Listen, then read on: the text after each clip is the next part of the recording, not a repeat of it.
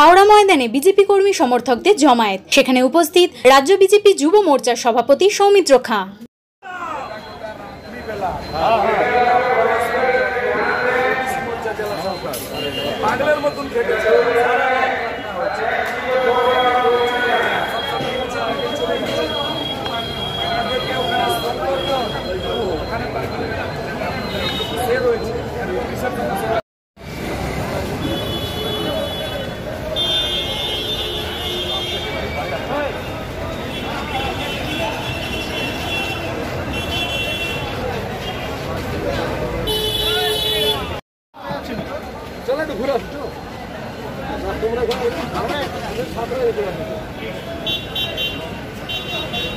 যে কার্যকর্তারা বাইরে থেকে এসেছেন, এখানে খাওয়ার ব্যবস্থা আছে, সবাই খাবারটা খেয়ে নিন, না হলে ভিড় হয়ে যাবে।